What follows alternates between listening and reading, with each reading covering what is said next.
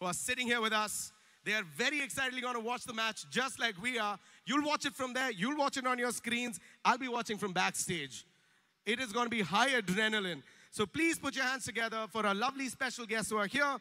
Mr. Charles Wong, the CEO of Oppo India and President of Oppo South Asia. There you go. Keep it going. Mr. Will Yang, CMO Oppo South Asia. That's right. Mr. Winston Wong, Head Global Publishing, Tencent Games.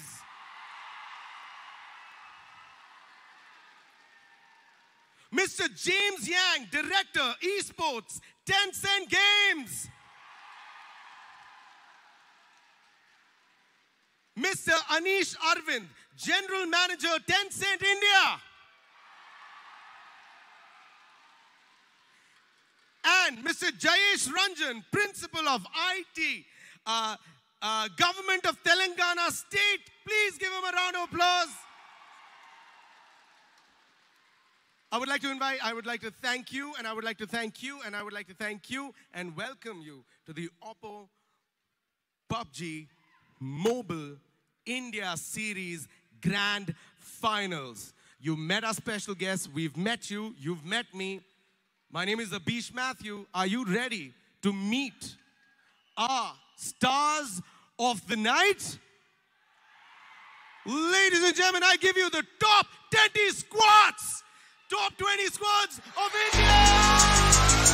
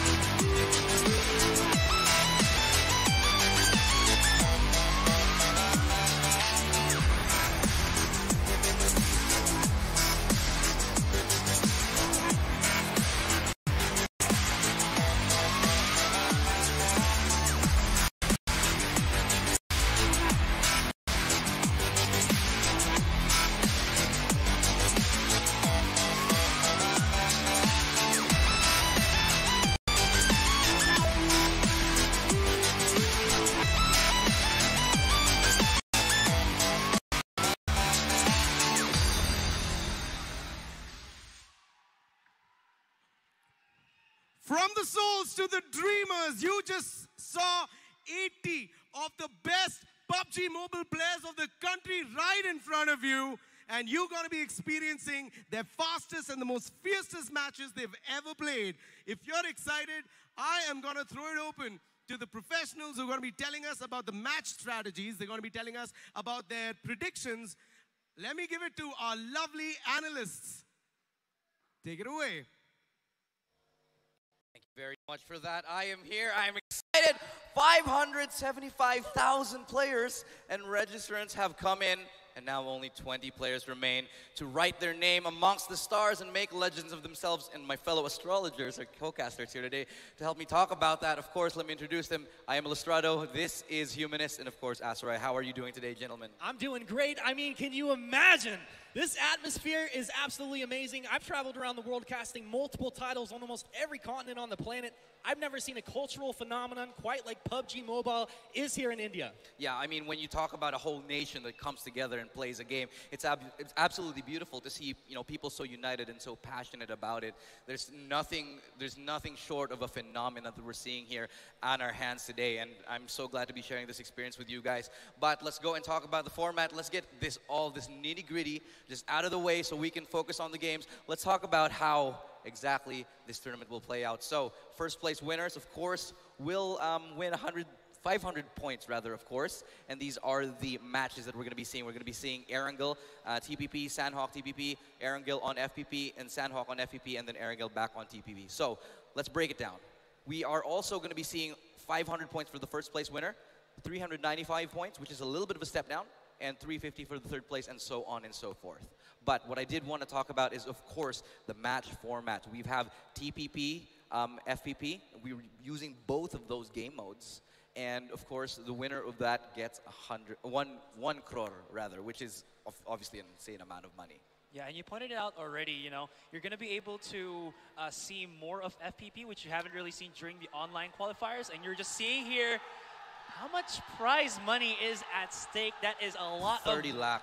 Exactly, a lot of moolah for our teams. And just to point out here, guys, that we also have special prizes for the teams here, that not only do they have to play, you know, for the highest kill or for kills and placements for the points, but they also get some extra bits of sprinkles there if they're able to, let's say, be the exterminators, awarded the squads with the most kills, and so on and so forth. And of course, the teams here. Yeah, let's talk about them really quick.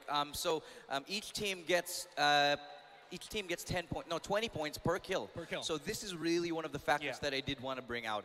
If you do get second place and you are consistently scoring well, the kills are really what's going to separate you from the rest of everybody else and sort of level you up from that squad. We see so many good teams, despite placing really high, if they don't get enough kills, you might not stand a chance come to the fourth game, come to the fifth game. Yeah, but we definitely saw teams that were able to get kills but not able to get that chicken dinner. Teams that got the chicken dinner but not the kills. And then some teams like Team Seoul who just were able to put everything together. Absolutely. One of the things that we did want to talk about, and since you already brought it up, Team Seoul, one of the highlights that we did want to talk about today, they have a lot of fans. I can already hear the crowd cheering for them. And we have a very special player. Of course, Mortal, the current in-game leader, and I would argue probably a star player for the squad. We've talked about him time and time again. Really, the amazing thing about this gentleman here, this amazing player, is that the fact that he's able to lead his squad so effectively, so efficiently, and at the same time get the frags. You don't see that often. And when you have a leader and a player like that, it's hard to stop that. Yeah, it really is. I mean, not only do you have Mortal coming in, leading the team, getting the kills, he's backed up by players like Viper. Viper actually pulling out more kills through the 3 rounds of playoffs to get here. So this is a lot of times you have an all-star that can carry a team. This is a team of all-stars. Yeah, exactly. And when you're kind of in a team such as this, you kind of carry each other to, you know, higher lengths, because sometimes you know you're Mortal, he can definitely win games by himself, but if you're in a team such as this, the chances of you not being able to perform at maximum output is very, very, very low. We talk about the levels of chemistry involved when you're talking about a super team like this. If you have this kind of chemistry, it just is absolutely impressive and absolutely explosive. So I actually have a little bit of a surprise for you here.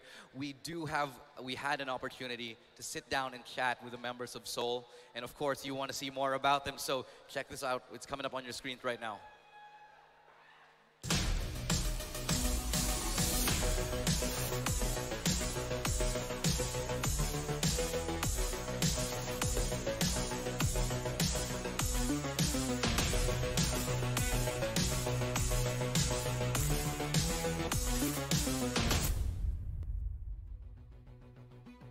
Yash Soni. My in-game name is Soul Viper and I'm from Mumbai. My name is Naman Mathur. My in-game name is Soul Mortal and I'm also from Mumbai. My name is Mohammad Owais Lakhani. My in-game name is Soul Owais and I am also from Mumbai. My name is Harpreet Singh Zanjua. My in-game name is Soul Ronak and I'm from Mumbai. We've got Ronak, who is our sniper specialist, and then we've got Soul Viper, who is the DMR specialist, designated marksman rifle specialist, and then the strategist over here, Owais, who in short combat battles, he comes up with innovative ideas like flanking and stuff. I am the captain in the team. I'm the one who usually decides where we are, the whole picture in the game, where we should be and all that stuff. We've been playing together since a long time, so we know how to react. Deal the situations. Yeah, deal with the situations. We used to play randomly together, and all the preparation that we need is mental preparation. It's all about your dynamics, how you are able to adapt to your fingers and everything. Rest all, it's all about strategy and mental preparation. If you have the spot, then you just got the match. Yeah, you have to stay over your there and position then is you the can simply best thing. kill people around. Scale of 1 to 100, I can say like 70% luck is there. So this is all, shot calling and positioning in the game. It all comes through experience. We are able to predict where we should be. And like, for example, there are teams which focus on being in the center. There are teams which focus on being at the edge of the circle. But then we don't focus on any one. We'll be like 30% inside the zone or 70% inside the zone. So it depends. One of the teams which can give us tough competition is Team Firefrost, because they performed really well in the group stages of these qualifiers. And one of their players has also got highest kills in a few matches. Teams which have experience, they have been playing and performing well in previous tournaments. Teams like NHD and God's Reign, they were in the campus tournament finals. So I believe they are a good squad that we might, they are going to give us a good competition. This is a message to Noah from the Dreamers. देखते तुझे आजा जॉर्जेबल containers में. SAUL Soul! The squad comprised of the players of such high caliber in the form of Owais, Ronak, Viper, and none other than their legendary in-game leader, Mortal. They have so much potential, so much, the ability to really come home with the chicken dinner with 1 crore. But let's not dwell on them too long, because we also have another team that has also an in-game leader that's amazing. And we're going to be talking about the Dreamers, also one of the up-and-coming teams who are really amazing. They are led by an amazing in-game leader named Experimental, and they also have a star player named Iconic. I mean, Iconic already a household name across India. People already know Iconic. Experiment as well. You have players of this caliber that come in, and sure, they didn't get the same amount of kills that Team Soul did through the playoffs to get here, but this is a squad that could be walking away as our champion of this event.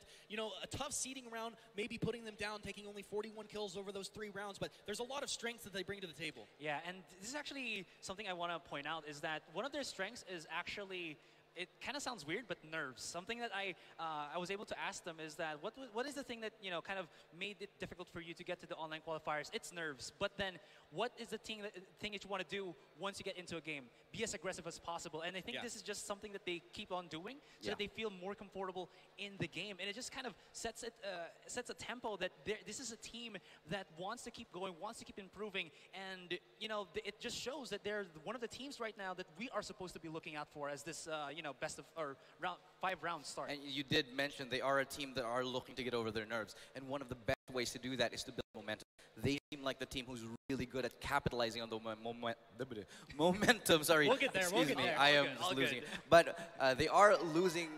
They are gaining their momentum, and the more you get into it, absolutely, you start to see them dominate. Teams like this, and when you go into game modes such as FPP, which is very momentum-based, of course, they really specialize in momentum, of course, and in FPP as well. So you really start to see them shine in FPP, and since we have 2 games that are in FPP, we hope to see them dominate there. I mean, I really like that fact that we're going to have 2 matches on FPP, and it will benefit them, but also the nerves factor. Let's be real, guys. When you get up on stage, when you're competing at a live event, your heart's going to pound, flutter. You hear the crowd. You know how many people are watching right now? All of these eyes, and to some players, that's pressure that you can't really deal with. So hopefully they can settle down, not get wiped out early, and if they can do that, get some loot, they could be getting that chicken dinner round 1. Yeah, something I also want to add here is that this team really loves, or actually respects all of the teams right here. You know how if you ask some team, oh, which team are you looking out for? It's Team Seoul, it's the Dreamers. But for when you ask Dreamers which team they're looking out for,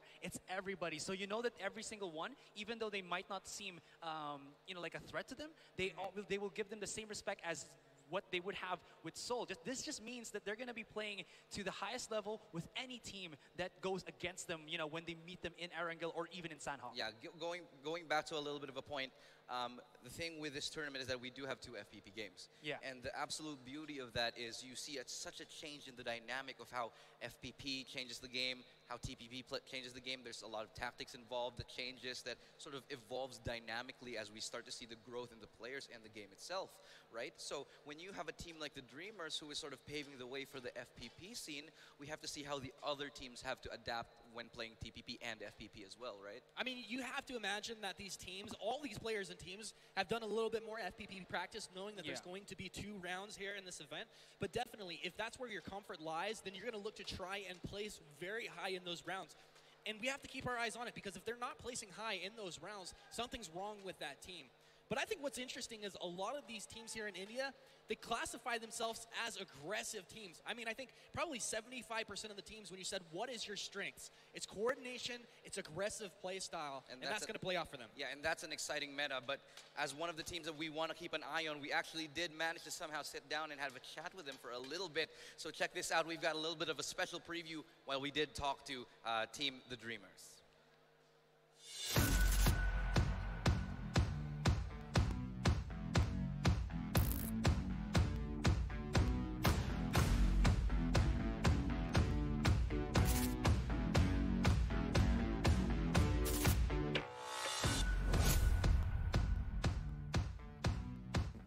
Hi, my name is Angad Singh Chahal, and my in-game name is The Experiment, and I'm from Chandigarh. Hey, my name is Rahul, my in-game name is Nova, and I'm from Delhi. Hey, my name is Vinay Gehlot, my in-game name is Iconic, and I'm from New Delhi. My name is Sanzi. My in-game name is Eco, and I'm from Assam. I've assumed role of captain in the Dreamers. Primarily, we have 2 assaulters. One is Nova, and the other is Eco. And we have our TPP specialist, Iconic, over here. Also, the man with the most patience in the team. I am the spotter, sniper, and just the general shot caller of the team. We've tried to play too passive, and it's changed our game. We've tried to play a bit too aggressive, and it had a detrimental effect. It's a combination of both, if you'd agree with it. You have to play your own game at the end of the day, but you can't make silly mistakes, and you've got to listen to one another. If at times you can take the kill, and you know that the kills are important and they're going to get you points, you should take the kills. So I think it's a combination of the two. You have to kill and you have to keep your positioning in mind. Seoul and the Dreamers usually go to the Jojo Pole. We prefer Jojo Pole because we can take container fights easily. It's not just the plane path. I mean, it's not just that if the plane is flying over Georgia Pole, we'd prefer it. Even if it isn't, we're willing to take our cars from certain garages and drive down to Glide all the way. All the way, or glide. If I have to call someone out, I'm going to call Mortal out. If you can come to Jojo Pole, I think you are going to die. Oh. Fight will not last long than 4 minutes, I would say. I think Sanhok is for close combat. I personally like aggressive gameplay. That's why I like Sanhok best. But for snipers, Miramar, he likes the Miramar best. I love classic Erangel. An ideal should be calm and give calls to the teammates on what to do. And what our role is to trust his calls. We should trust our ideal. Like if he's giving a call, we should trust his call. Nova does brilliant in intense situations, and he's very good at multiple targets, close range. I don't think you can get better than this guy. Iconic is one of those guys who is super patient, and he can literally wear the enemy down. Eco over here, he's a jack of all trades, to be honest. Some plays that he does, be like, how did you even think of that? If I get the arm, I just, it's like I go into Super Saiyan mode or something Arm like that. for him is an AR. My favorite gun would be Uzi. Vector, close range. I've had multiple situations when the guy had more health than me and everything, and I only had a Vector and 10 HP, and I owned him right to his face. So I like the Vector a lot. I would like to face the Beast Squad. Well, because we haven't really seen them put up a fight as yet. If Mortal is knocked out in their squad, the squad is done. Iconic though!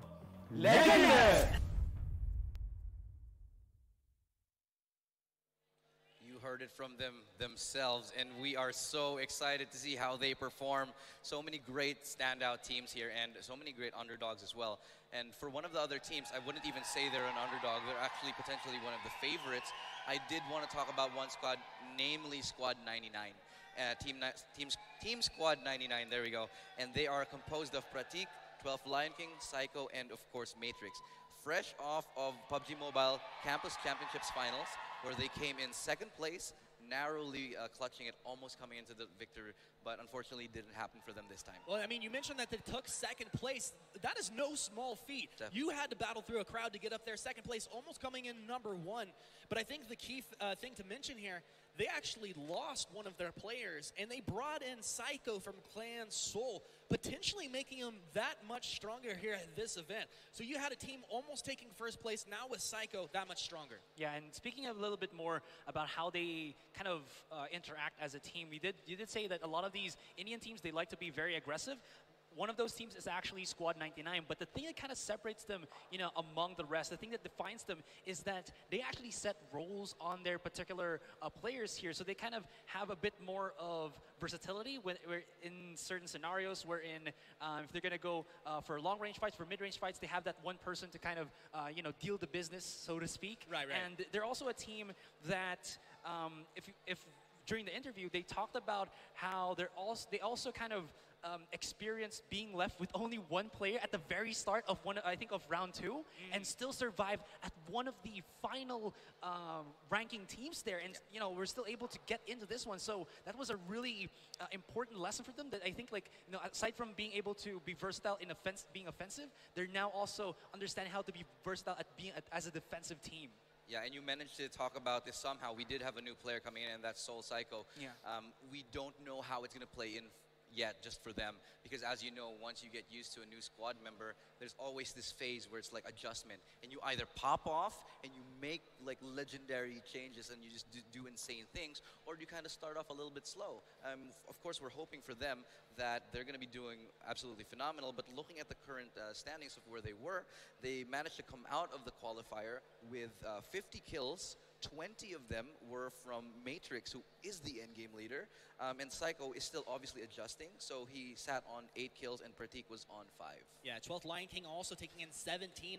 No small feat through those 3 rounds. But like you said, it can kind of throw a wrench into the cogs sometimes when you bring in a new player. Also, it can bring in his own experience, right? Psycho also knowing all, you know, everything about Soul, Clan Soul, and what they can bring.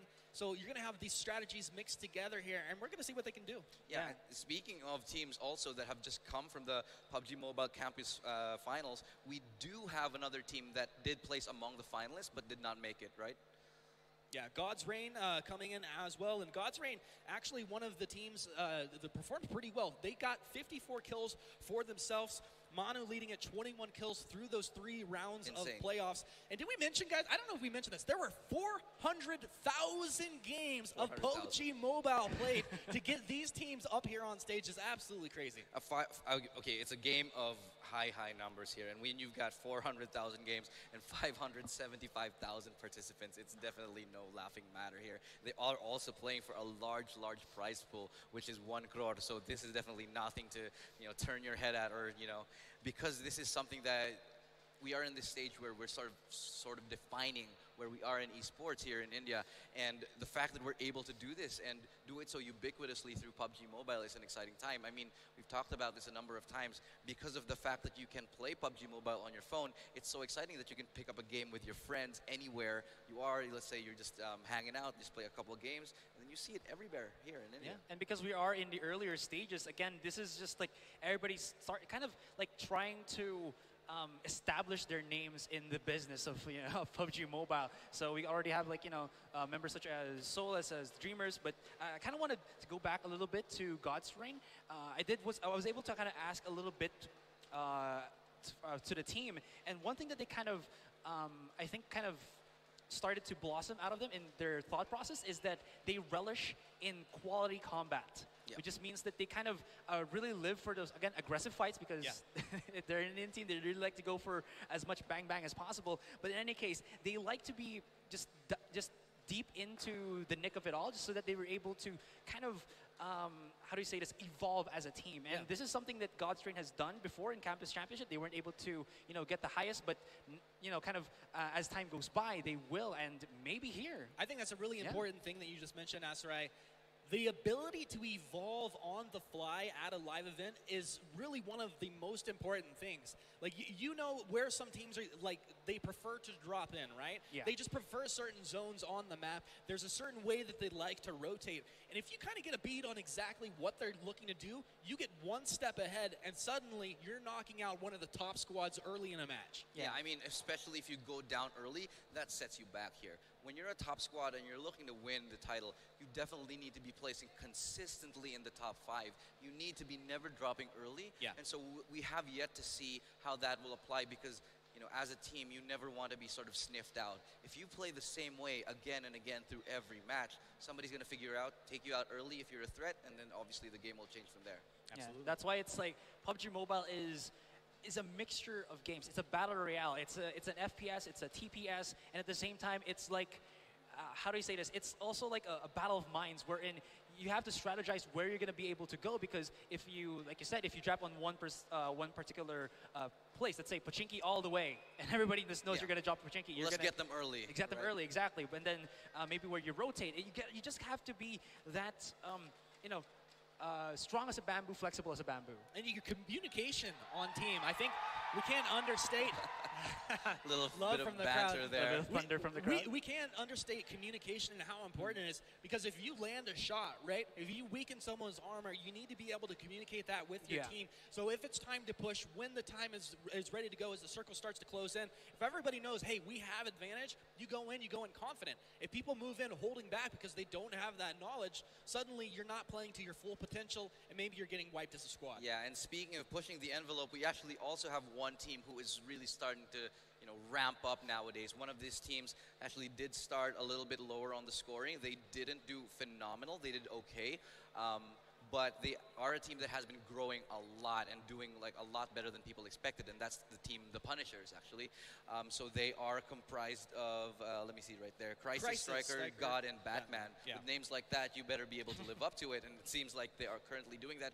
Coming out of the qualifiers with actual 43 kills. Yeah, actually, I think if I had to choose a dark horse of this tournament here, I'd be going with the Punishers. I mean, this is the team that kind of moves in under the radar. Every single team here, they're looking at their opponents, they're scouting them out, they know everything that we talked about, rotations, weapons, where they like to play on the map. The Punishers, a little bit less known of a team, but these guys have actually been gaming together before PUBG Mobile even existed. 4 years they've been friends together and playing. So they know each other. They know exactly how they like to approach the game. And when you're in a squad where you basically know each other, what each other is going to do, you save a lot of time on communication. You save a lot of time explaining what you're going to do, why you're going to do it. You just do it and you don't even have to say anything, right? And because it's kind of like, synergy already right there. Where you just look at your partner's eyes, and they know. And you just charge right in with the Groza, with the AR, and just rat-tat-tat all the way. And if we're gonna be dropping dark horses already, that's something that I wanted to point out. All right, you first. Okay. No. I was gonna. Okay. So the Punishers, one of the current underdogs here. Okay. They've come on with 43 kills. They actually outperformed the Dreamers in terms of the qualification here. They are doing fantastically well, but I know that you've been reading into this other team, Asarai, and you have been studying them, and you have a particular dark horse that you wanted to talk about. I actually have multiples, but I'll only give the one first. We'll start with let's start with one. one. All right, don't be too greedy, Asarai. Come on now. Yeah, we gotta give chance to others. All right, so I'm just gonna give it out real quick. It's Oxygen Alpha. I'll tell it later because I feel like we're about, we're about to start a game, but let's wrap it up. Okay, real quick. They have 63 kills during the qualifiers, and they're the one team that when I asked the other teams, which they're a little bit afraid of, a lot of them have answered Oxygen Alpha. Yeah, they are one of the teams to look out for, but it is time that we begin. It's the first game of the series. Make some noise! Let's go! And we're about to start it off, so one more time before I go, I'm Illustrato, and I'm going to hand it off to our casters. Take it away, boys. Ladies and gentlemen, let's get ready for some PUBG Mobile India style.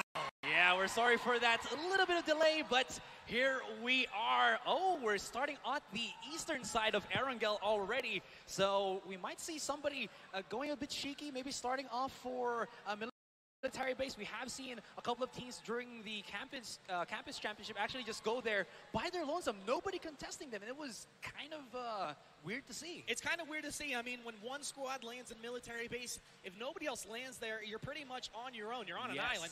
You're able to get so much loot for yourself. It looks like we do have quite a few squads dropping out. These are going to be some hot drops here early on.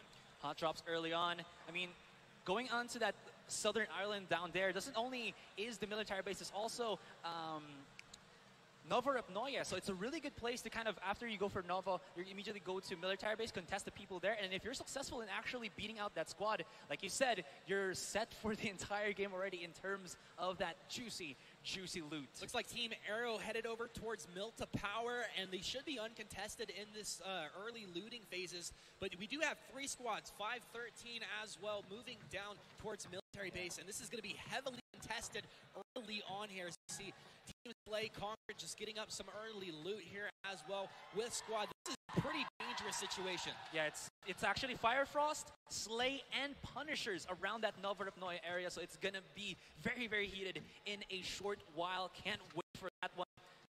We're gonna be seeing Infamous somewhere here as well, near the squad. Oh, it's actually gonna be Infamous as well, near Novorupnoye, so there's 4 squads already down and starting to loot.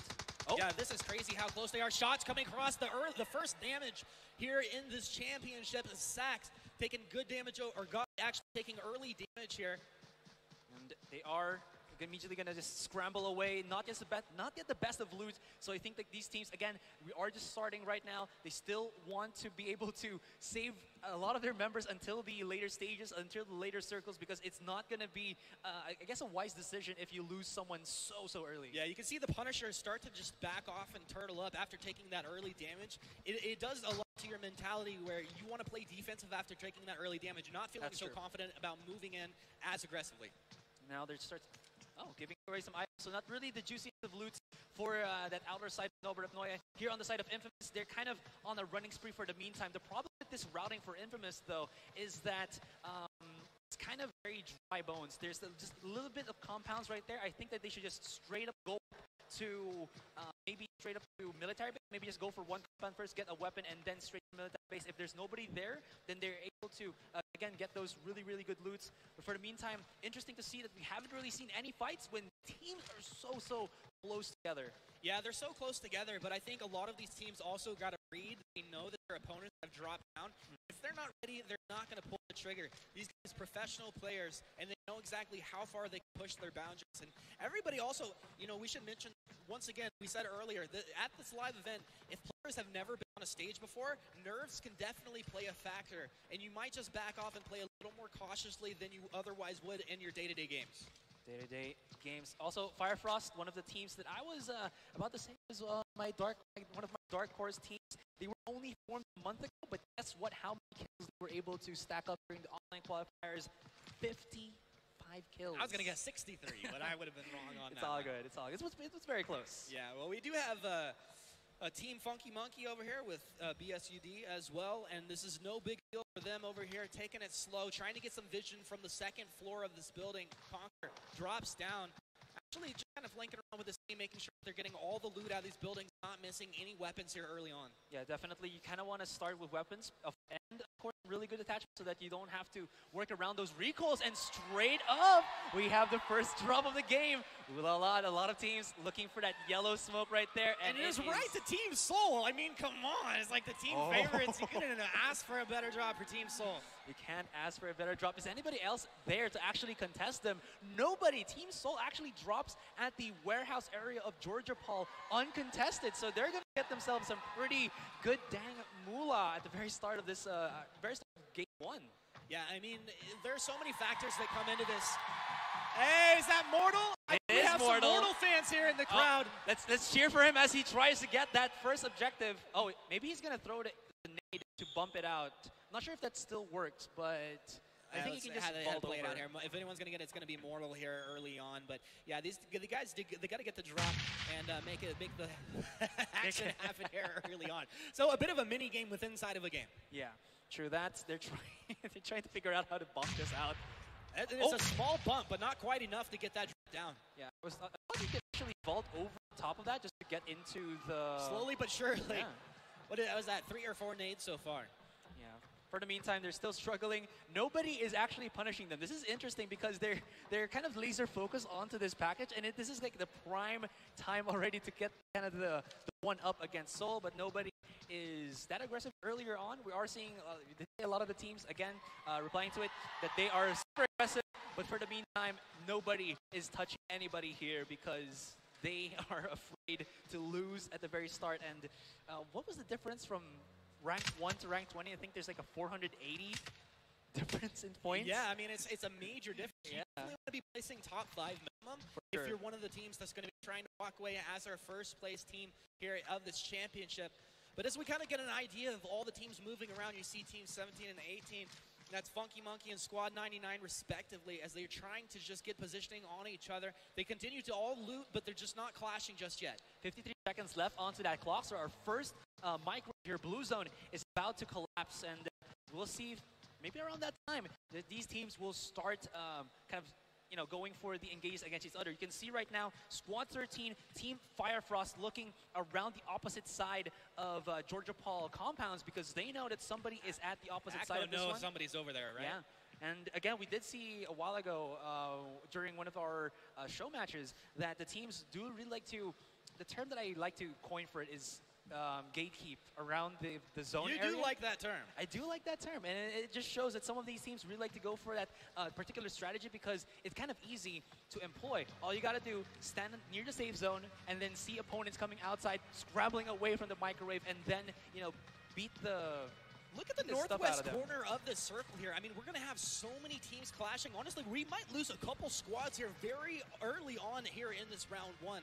And they're going to have to make their way across and down over 20, let's see, Squad 20. RP official's going to be moving down, and they're going to be one of the gatekeeping teams, so to speak, being down on the south side of all those other squads. Yeah, speaking of eastern side of Erangel also has a couple of squads trapped around the military base and Novorepnoye, so we'll be seeing a lot of squads, not only from where you said, but also from that particular angle. Now you're seeing again Firefrost already setting up a trap right now.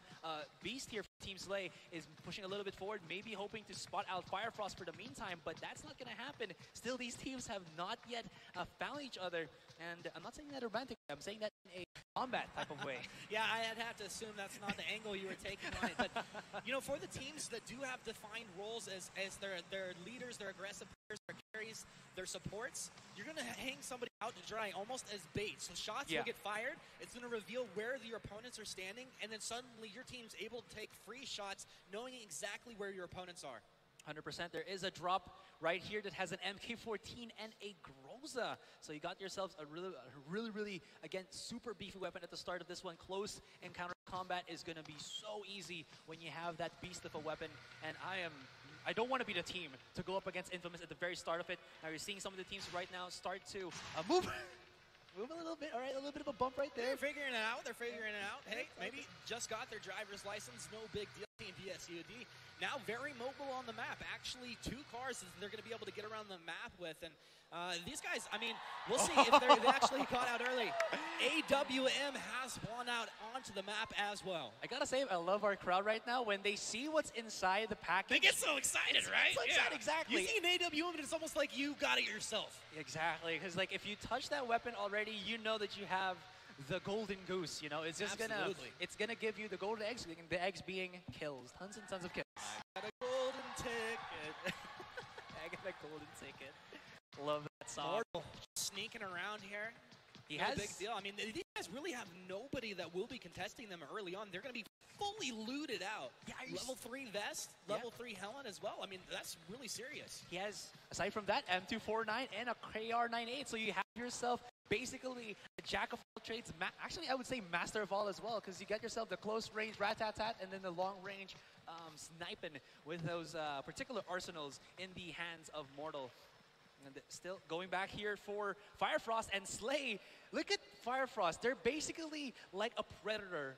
Like some velociraptors getting around the edge here. But you can tell from the positioning, both teams, Team Slay and Team Firefrost, they know where each other are. I think it's very interesting how Team Slay hang out much more defensively on the edge of the map, playing around this hill. But they almost put themselves in a predicament because at some point they will be forced to move. The problem is, if they don't have a vehicle right now, they might actually be in a very sticky situation. The problem there now is that Firefrost is actually looking, I think, at the boat. Maybe they'll get that, and if they're the first one to actually touch the boat, they're the ones who's gonna be in a bit of a pickle.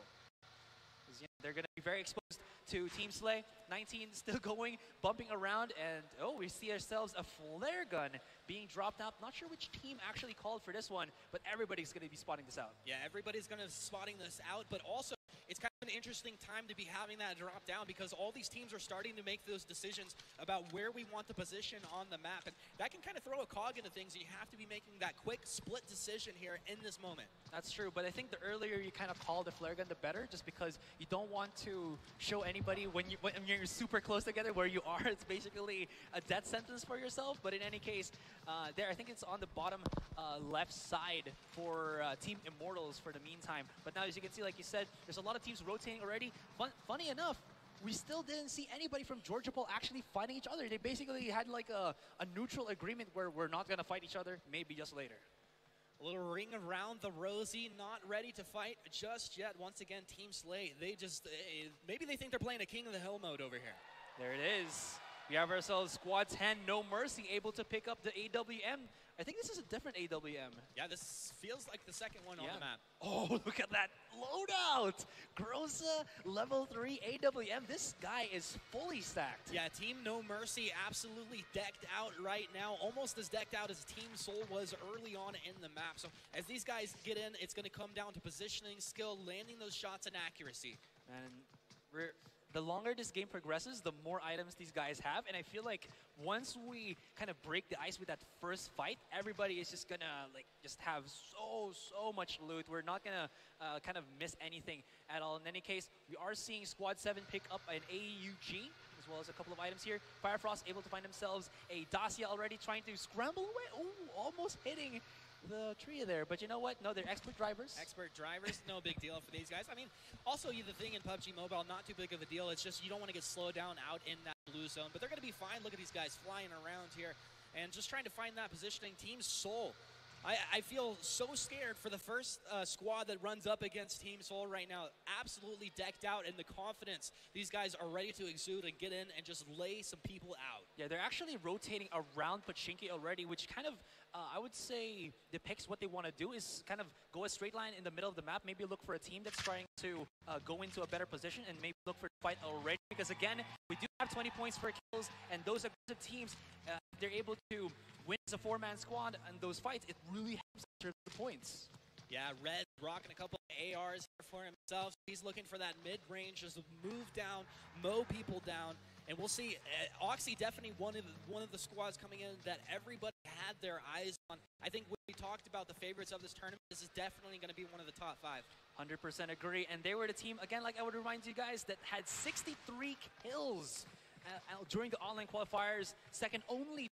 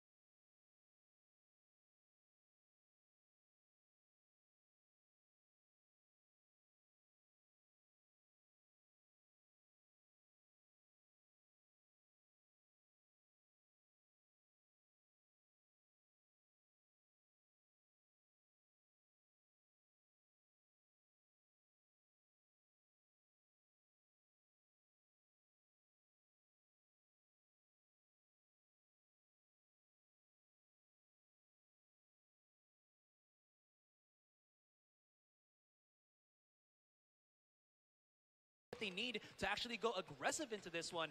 And it seems like they might not be here. Max Aiden, we did see this guy a while ago, or never mind, not really pop off just yet. He does have the third-person perspective here. We'll be seeing if he will go up against Ninja. And here is another package with an AUG A3 somewhere on the ocean. Yeah, so if you want to take a little swim out there, you'll be picking up some loot for yourself.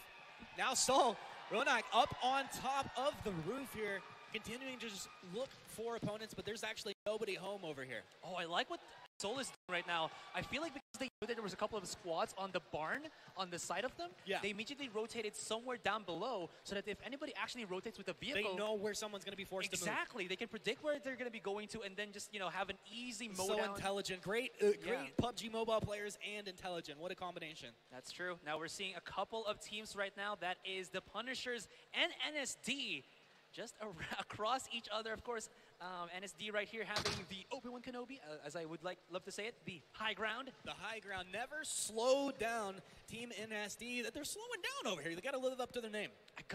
Did you see NSD's costumes right there? That's a kind of a giveaway because they have like white ape costumes. Well, I mean, they're not scared, right? They're going to show exactly who they are and let you know who you're fighting through these matches.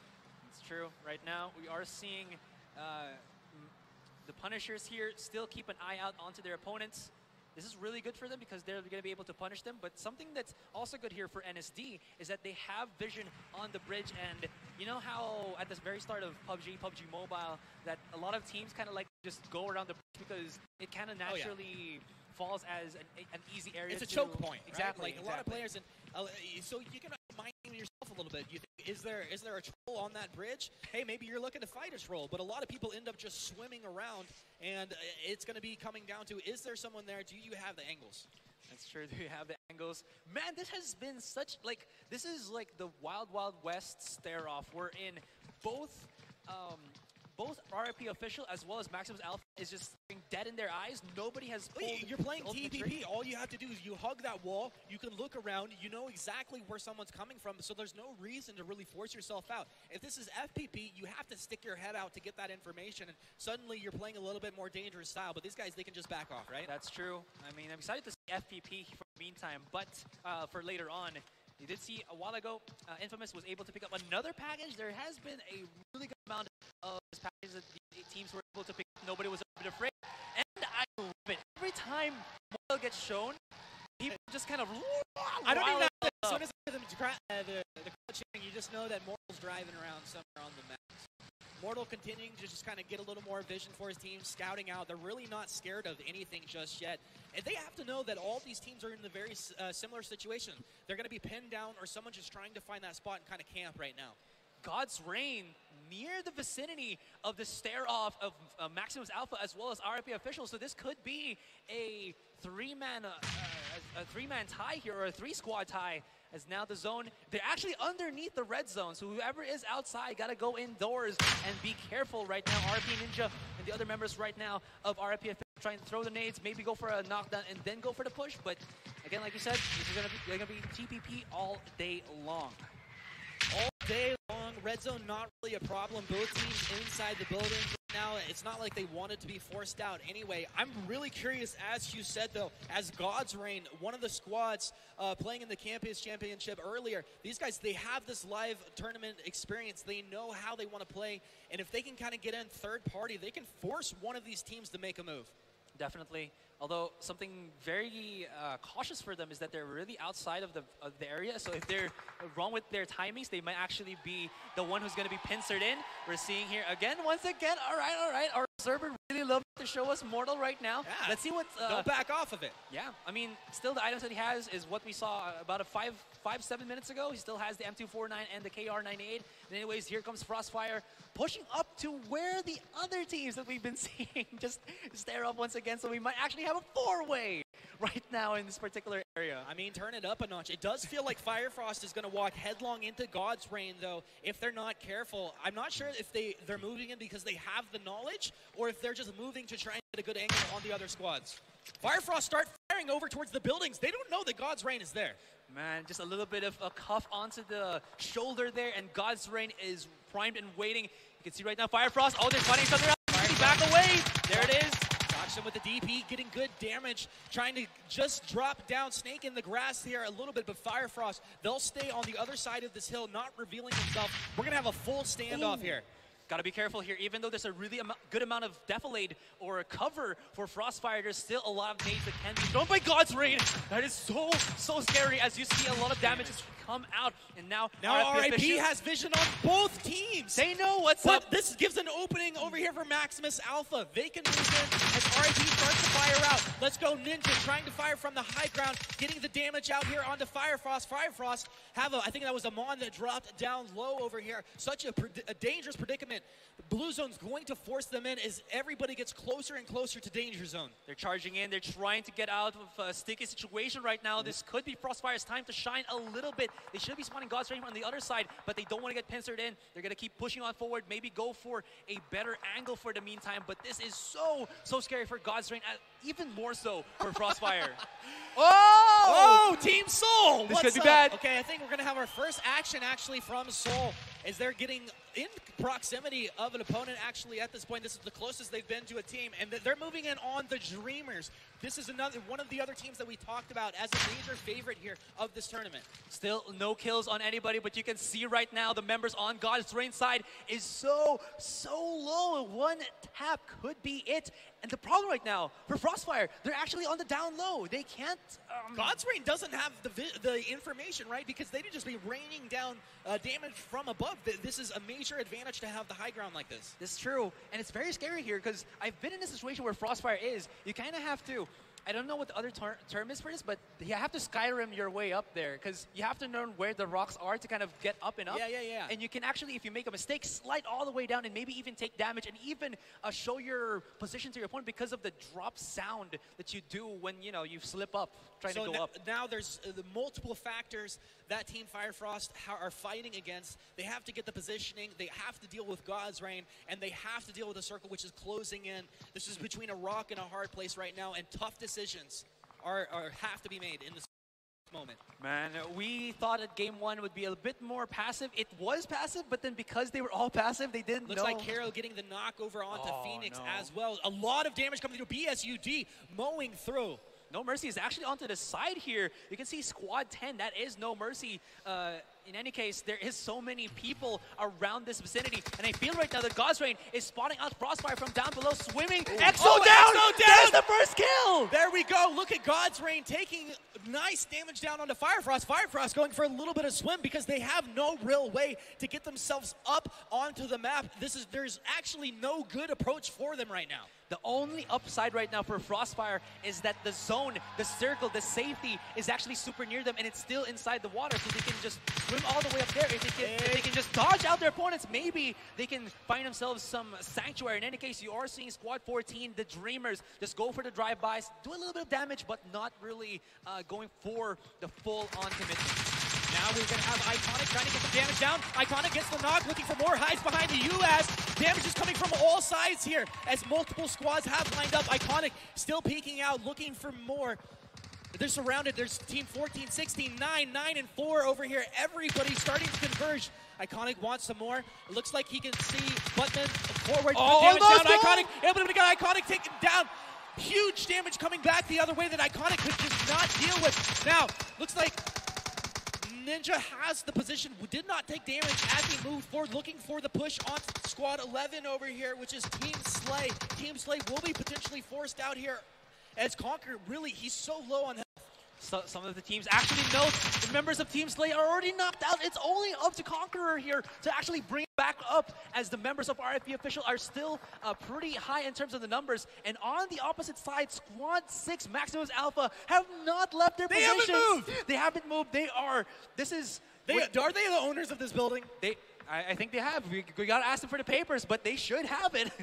In any case, we saw one of the favorites, the Dreamers, I believe, are knocked out on the first round. Unbelievable. But when you get into a situation where you're third party like that, pincer between multiple squads, it doesn't matter how good you are if you're taking damage from in the front and behind. The front and behind. Now Immortals, all right, they're going to be using the Dashi to just skedaddle away as there are two squads right here back from Severny as well as Oxygen Alpha. Now going back into the fight, RP official looking to squad him out. Ninja pushing in, there's going to be the last kill. Huge damage as Ninja pushes into the building, getting another kill. He's going to go ahead and pop that first aid kit, heal himself back up. Squad 99 also being eliminated now. That was the team coming in second place at Campus Championship earlier. I can't believe it. We're seeing these top teams falling so early on here. IMP, Immortals looking pretty. Oh, they're going to go for it. They're going to go for it. They are at the vicinity of Maximus Alpha as well as the members of RIP Ninja or RIP officials. They're going into the building. They have to scramble in. Roger coming in from the sides right now. Stagnic is just a free fire. What is happening? Immortals with this huge aggressive play, they come out on top, and it is just a bloodbath over here. But now, Blue Circle starts to close on in, and everybody taking damage. Mortals, look at Mortal in the perfect positioning. Just laying him down from downtown. Let's go, Mortal, he's got him. Tap, tap, tap. Damage in the US, damage on the ground. There is nobody that's safe from Team Soul right now. Got to go back to that point with Maximus Alpha. They were actually able to wipe out Immortals. Immortals, I mean, they had the right mindset. They tried to get the positioning, but they did not understand that there was somebody there already claiming the land. Squad number 4, back from Severny, outside of the zone. They have to scramble in. They have no vehicles for the meantime, so they have to keep themselves alive. I think a lot of B them Squad just got eliminated as well. Yeah. And now we are seeing God's Reign still alive. NSD in the bottom side. Oh, Manu! Huge damage. You got to get behind that rock. That's not going to be. Yeah, looks like he just able to get back there. But they have the position. They know where he is right now. Dangerous position to be in. Soul trying to just pop the tires here so that their opponent cannot be able to escape with that UAZ on the high ground. And dang, you can just hear at the edge, Mortal is getting a lot of shouts from the crowd. Soul is still a 4-man squad, so the decision-making that they've done from the very start of game number 1 to the middle, the mid-game of this particular round is still keeping them alive. God's Reign, rock in a hard place once again. They're not at the very comfortable spot. They do have a really, really big rock, but when they try to rotate, that's when they will be out in the open. Squad 8, for the other hand, they do have a really nice compound for a house compound here, so they really have a good area for them to just kind of fortify as a squad. I think everybody just take note of Team Soul's positioning. It was everything that they needed. Produce huge damage coming through as well. Really not scared to just lay that damage all on the line at this point.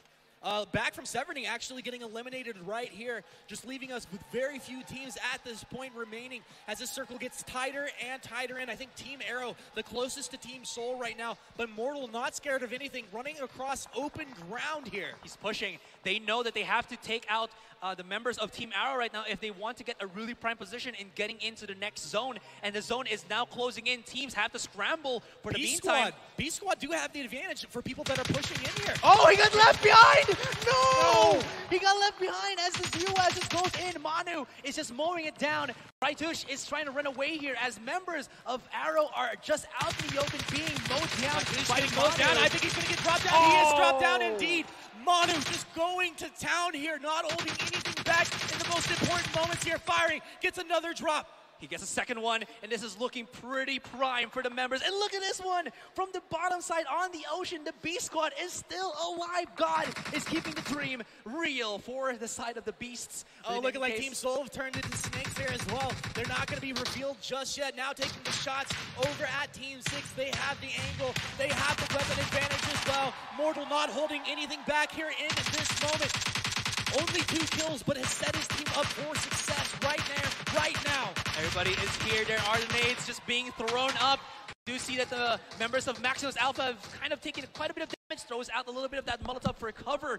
And King should be finding Danny. No! He's got to run! Easy 4, take it down!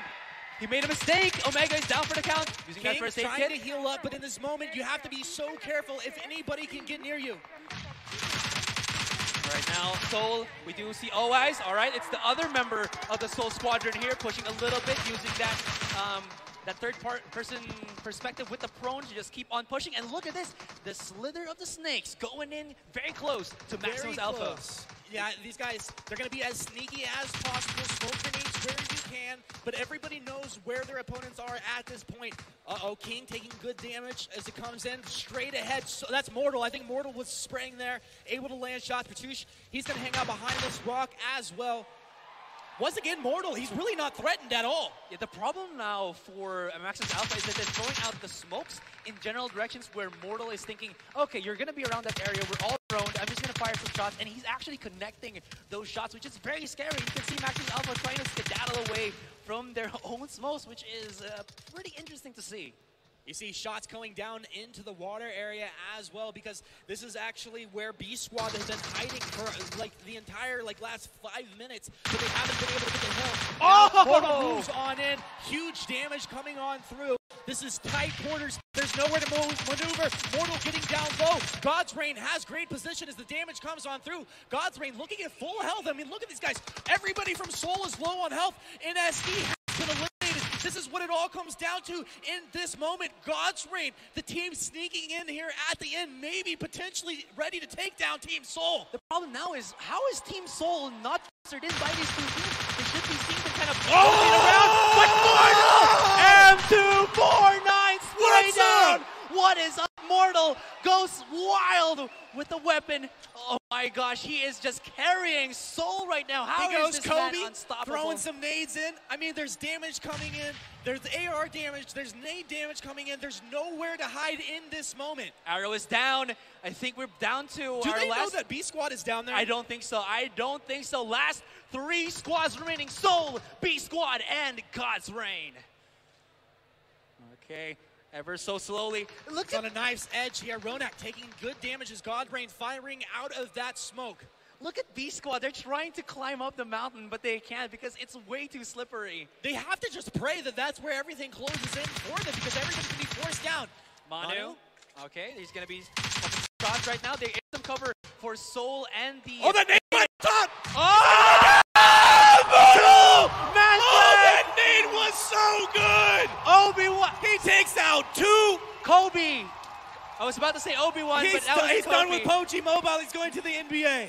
Oh my goodness! Someone should pick up Mortals to go to the NBA. They know that there's somebody right here. They have to know that they're down below. They have to know. They have to know. You have to know. Okay, Team Seoul, they have the knowledge. B Squad trying to skedaddle up here, but it is just so hard. They really can't make it. You have to have absolute perfection. The nades, though, they're trying to throw out the nades from the low ground, hoping to take out Seoul right here. This might be the only strategy for B Squad right now, but Seoul has already gotten a sniff of that shenanigans. They know what's up. They know that they're on the bottom side right now, and this is 4 people left for game number 1. It is so hard, actually, to get the angle, even if you're from above. You want to fire from above, have that high ground, but because of the way that these clips are set up here, it's actually really hard. Now, goes in. He's got the angle, drop, looking for 1, looking for 2.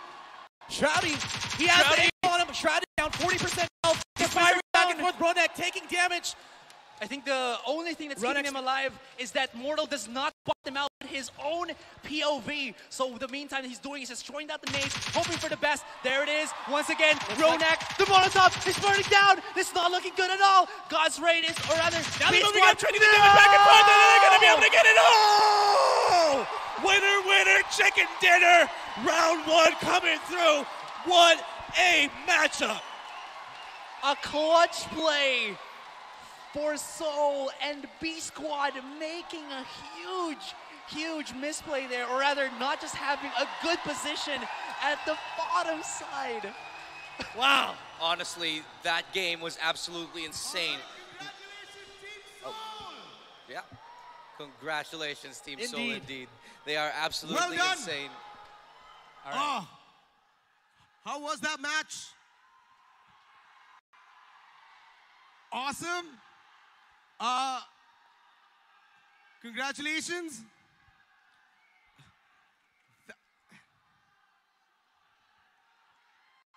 That was, it just came down to the last moment of the match being won.